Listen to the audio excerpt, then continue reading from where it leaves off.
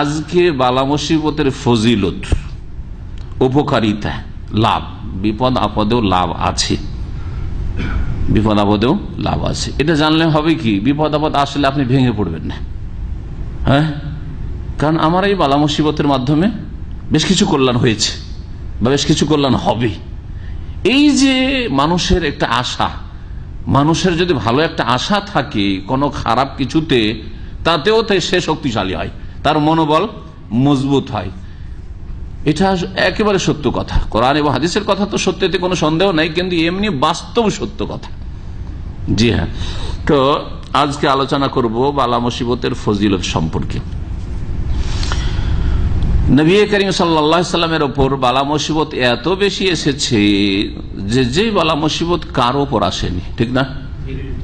জি, যে যত বড় নেক বান্দা তার ওপর তত বেশি বালা মুসিবত বিপদ আপদ এসেছে। হ্যাঁ, তাদের পাপের কারণে আসেনি, তাদের ভুলের কারণে আসেনি। হ্যাঁ, তাদেরকে আল্লাহ পাক কোনো শাস্তি দিতে চাননি, বরং তাদের মর্যাদাকে উঁচা করতে চেয়েছেন। হ্যাঁ, তাদের নেকির ব্যালেন্সকে বাড়াইতে চেয়েছেন, তাদেরকে দুনিয়া এবং আখিরাতে বহু মর্যাদা যে দান করেছেন, সেগুলির জন্য কিছু মাধ্যম, কিছু প্রয়োজন, কিছু নেকি দরকার, কিছু ভালো কাজ দরকার, সেগুলি আল্লাহ পাক সেগুলির ব্যবস্থা করার জন্য এই বালা মুসিবত দিয়েছেন। বালা মুসিবতের ক্ষেত্রে ধৈর্য ধরতে হবে। ধৈর্য ধারণ সম্পর্কে বেশ কিছু আয়াত কালকে পেশ করেছিলাম, আর দু একটি আয়াত আমি পেশ করি, কারণ ধৈর্যের বিষয়টি অত্যন্ত কষ্টকর মানুষের জন্য। ধৈর্য ধরা অত সহজ নয়। ধৈর্য ধারণ করা যদি মানুষ কোরআন এবং হাদিস না চর্চা করে এবং ঈমান তার শক্তিশালী না হয়, মজবুত না হয়, তাহলে ধৈর্য ধরাটা এত সহজ ব্যাপার না, ভেঙে পড়ে মানুষ।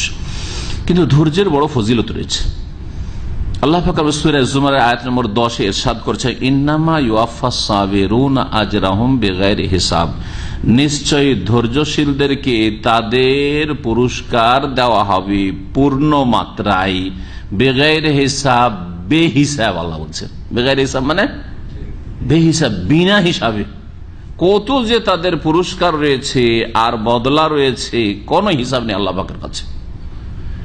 আর ধৈর্য বালা মুসিবতের ক্ষেত্রে, বিপদ আপদের ক্ষেত্রে ধরতে হয়। এটা হচ্ছে সবচেয়ে যেটা ধৈর্যের এমন একটা প্রকরণ যেটা গুরুত্বপূর্ণ এবং সেটা সবাই বুঝে। ধৈর্য যদিও 3 প্রকারের। ধৈর্য কত প্রকারের?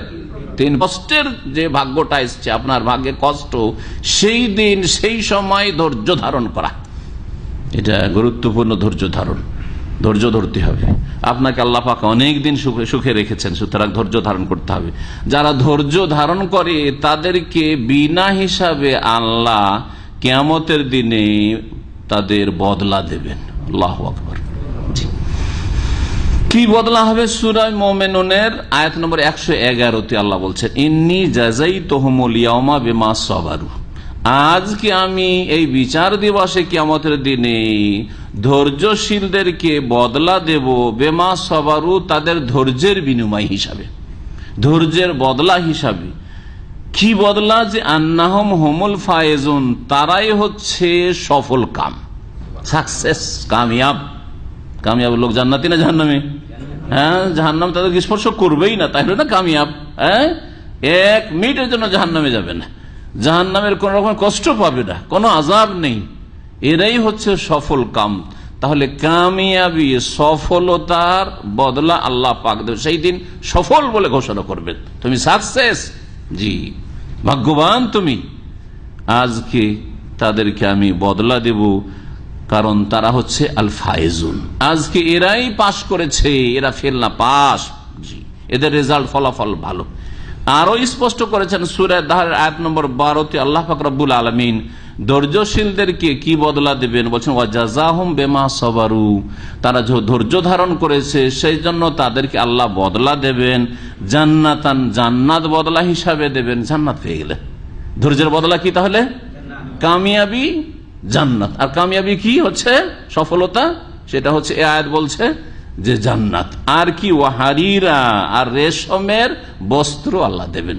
যেই রেশম দুনিয়াতে আল্লাহ হারাম করেছেন পুরুষের জন্য, সেই রেশমের পোশাক আল্লাহ পাক দেবেন জান্নাতে, জান্নাতি রেশমের পোশাক জান্নাত দেবেন আল্লাহ রাব্বুল আলামিন।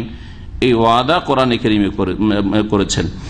এইরকম অনেক আয়াত রয়েছে ধৈর্যের ফজিলত সম্পর্কে, ধৈর্যের উত্তম ফলাফল সম্পর্কে। বালা মুসিবতে আমাদেরকে ধৈর্য ধারণ করতে হবে, এটি করণীয় ছিল, যা আলোচনা করেছিলাম। ধৈর্যের কথা এই জন্য বলছি যে বালা মুসিবতের আলোচনা আসলেই অথবা বালা মুসিবত আপনার আসলেই 1 নম্বরে আপনাকে কি করতে হবে? ধৈর্য ধারণ করতে হবে, যে কোনো রকমের বালা মুসিবত হোক না কেন। আম্বিয়া এবং রসুলগণ এই ক্ষেত্রে আমাদের জন্য উত্তম আদর্শ, আল্লাহ পাক তাদেরকে উত্তম আদর্শ বলেছেন। রাসূলুল্লাহ সাল্লাল্লাহু আলাইহি ওয়াসাল্লাম উসওয়া হাসানা, এবং সূরা আনআম আল্লাহ পাক বলেছে উলাইকাল্লাযীনা হাদাল্লাহ। 18 জন নবীদের কথা আল্লাহর নাম নিয়ে উল্লেখ করার পরে বলছেন এরাই তো তারা যাদেরকে আল্লাহ পাক হেদায়েত দান করেছেন, যাদেরকে আল্লাহ সঠিক পথে অটল রেখেছেন, এরাই সরল পথের পথিক। ফাবে হুদাহ মুক্তাদে, সুতরাং তাদের আদর্শের অনুসরণ করে, ইক্তিদা করে। তারা আমাদের জন্য আদর্শ, তাদের অনুসরণ করতে হবে, তাদেরকে ফলো করতে হবে, আল্লাহ পাক রব্বুল আলামিন বলেছেন।